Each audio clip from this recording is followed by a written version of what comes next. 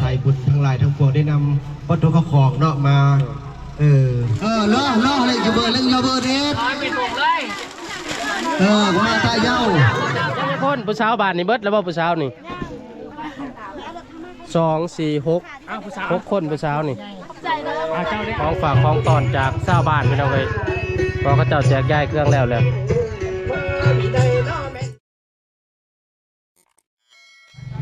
สบายดีเด้อพี่น้องเอ้ยสบายดีตอนบ่ายๆเมื่อเช้านี้ครับไปบ้านหนึ่งพี่น้องเอ้ยบ้านน้องโต๊ะน้องนาวันน้องเมืองบ้านเบาเลิกนี่เป็นบ้านที่2พี่น้องเอ้ยเมื่อเช้าลืมเปิดคลิปซ้อนในหลายคนพี่น้องเอ้ยหากามาแบบ้านที่2บ้านสุดท้ายแล้วเครื่องของเหลือจากบ้านเบาเลิกบ้านน้องโต๊ะก็สิมาแจกจ่ายบ้านที่2ต่อทางทีมงานเพิ่นพระอาจารย์อองพี่น้องเอ้ยแล้วก็ลูกศิษย์ลูกหาเพิ่นเดินทางมาแต่บ้านเกินพี่น้องนครหลวงเวียงจันทน์หมดแล้วเครื่องของถือว่าหลายงบประมาณนี่ก็สิประมาณ100,000 กว่าบาทเนาะหรือว่าประมาณ70 ล้านแผนกข้าวจีพี่น้องเอ้ยอาหารขนมข้าวจีใส่นุ่มขายเล่แล้วข้าวจีเนาะเล่ๆนะมื้อนี้คือจะขายดีขนาดมื้อนี้เอาเป็นความฮักความแพงเด้อจังของท่านบอกเปยแล้วละมาถ่ายรูปเอาเป็นเก็บไปการจัดมาแบบเป็นครอบครัวเลยพี่น้องเพราะว่าอยู่นี่มีอยู่85ครอบครัวกับ85ถุงแล้วก็มีกับ85แก๊สมียารถไขรถน้ำน้ำจากคือไขที่แล้วพี่มานี่ปาดข้าวจีนี่แบบเอื้อยจะเฮ็ดนี่จับลายน่ะน้องโต๊ะน้องเมืองน้องวันพี่น้องเว้ยตัวนี้แม่นข้าวจีน่ะลูกตาหรือบอกเก็บใส่ธงแบบเบิ่งประเทศทางนั้นก็ได้ไปซอยกันด้วยผู้นึงกับปลาข้าวจีอยู่นี่ทางทีมงานเป็นพี่น้องเลยพระอาจารย์น้องความรวยลูกศิษย์ลูกหา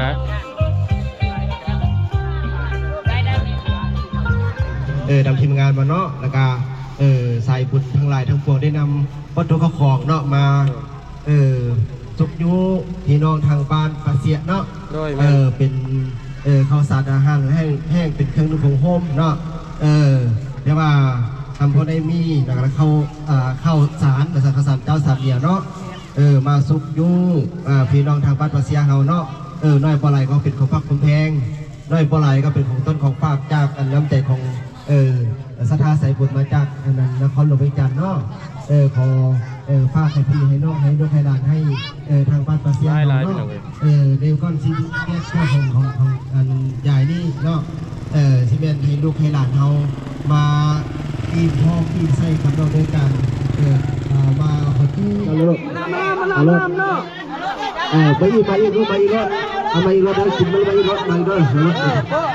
จังเลยต้องย่างต้องได้จับเอามา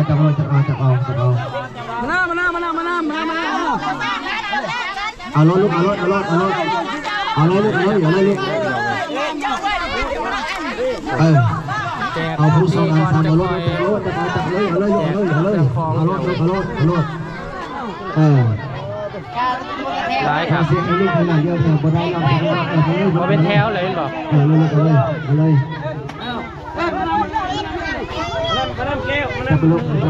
จับเลยเอา1 2เอารถบอยเราไม่กันได้เลยบอยเปล่าไม่กันได้แจกอย่างพอดีพอต้องไอ้ด้วยคนจับเอารถเลยจับเอาเมื่อก่อนบางคณะตะโกนเรื่องเคยเนาะ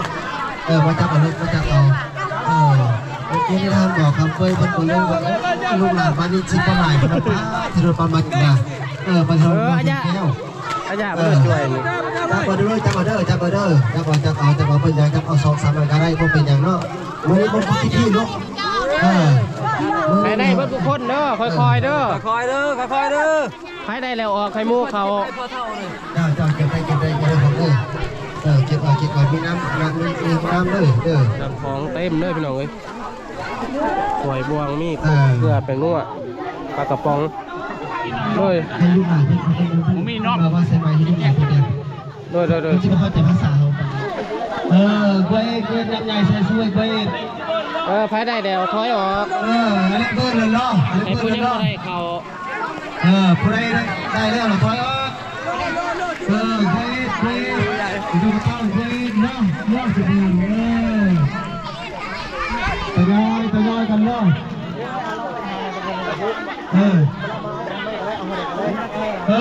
จะน้อยเชื่อมาไม่ก็ได้ปางเย้ายอยโมเดลอะไรก็จะเบิ้ลเนาะอย่าไว้ ว่าเขาจีประมาณ1,000ผลมาจาก1,000ก่อนพี่น้องเอ้ย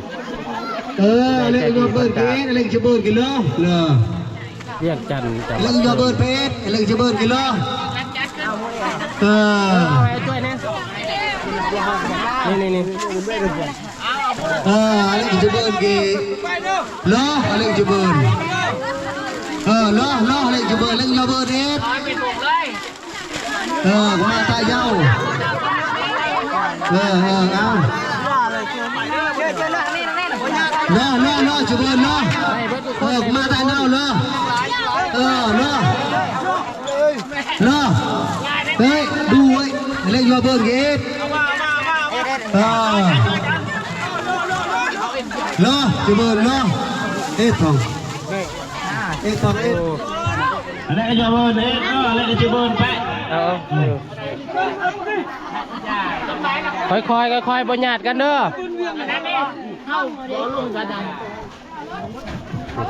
นาโอนก็ให้มาตาเน่าคันดูนี่เจอ ได้บ้านจะคนร้ายแท้ ก็อิ่มแล้วไง เจอมันมาหลอกก็ไปบ้านหลอกให้ยอดกันเลยจะนั้นในซีไอมูจับหันจับนี่อยู่น่ะเลียดพิเทลเพราะว่าเลียดพิเทลมันง่ายกว่าน่ะไผได้ออกไปกันค่อยยังลายอยู่ขนมถึงวันน่ะยังเลือประจักษ์ขนมเนี่ย ขนมยังหลายมันพ้นผู้ให้เลยก็คุณว่ามันยังประหยัดกันน่ะบ่ไรเลยละเอียดค่อยเลียนแถวให้บังลาดิค่อยเอาไปน้อยกันไปในเบิดทุกคนค่อยประหยัดกันให้คู่กันแล้วก็แล้วไกลถูกต้องให้มันงามจบเลยค่อยญาติกันไล่จะได้เพิ่นมาไปเลยเวายดับเวเป็นแนวนบกำลังแจกเครื่องอุปโภคแต่กับบริโภคพี่น้องเอ้ย85ครอบครัวภายในบ้านเพิ่น ปลาเตียงหน่อยกินขนมเลยไปเลยนี่ตัวกระโดดเขาจะยอมลองกล้วยจะนำชีลงกันนี่คนออกยากปลาเตียงเขาเพื่อนละทุงมีเพื่อนละแก๊สพี่น้องแล้วก็เครื่องคล้องผ้าห่มประปกเสื้อผ้าหนาแพร่คนผู้สาวบ้านนี่เบิดแล้วบ่ผู้สาวนี่2 4 6คนผู้สาวนี่เจ้าได้เอาค่อยได้ขนาดล่ะเจ้าเป็นค่อยแล้วเจ้าได้ใช่แหละใจไปใช่แหละใจนี่ยังเพิ่นจะเห็นผู้สาวบ้านนี่ครบแล้วมั้ยยังบ่ยังไผไหนบ่แล้ว2 4 6นี่ได้แมนได้เพราะว่ามีแต่นอนจะสื่อเอาผมกับใจด้วยของฝากของตอนจากชาวบ้านพี่น้องเลยพอเขาเจ้าแจกย้ายเครื่องแล้วอยากพาแม่นำมีวาย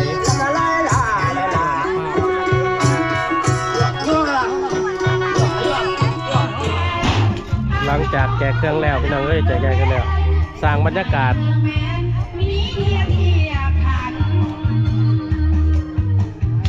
เดินทางมาแต่บ้านเกินทางนครหลวงเวียงจันทร์มาเลยบรรยากาศการแจกเครื่องคล้องเป็นยังไงนักเรียนสู้บดเท่ามันมีทีมงาน ผ้าเสร็จผ้าผ่อนก่อนมาแจกเครื่องนุ่มพรมเครื่องอยู่ของกินพี่น้อง โอ้ดังอีกเนาะก็ลองย่อจังบ้าน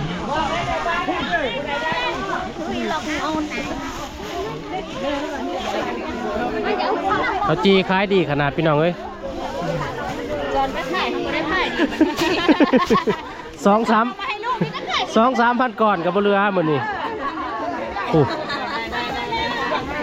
ถ้าไปถ่ายดีก็จะเก็บเงินไว้ใส่เนาะ นั่นแหละว่าคือสิป้าทุก มันบอกแล้วจะเอาเงินไปเมียนใส่ญาติกันไป บ่ญาติกันเด้อบ่ญาติกันเด้อ ลาบ้านได้แล้วแม่ละบอก บ้านที่2พี่น้องเอ้ย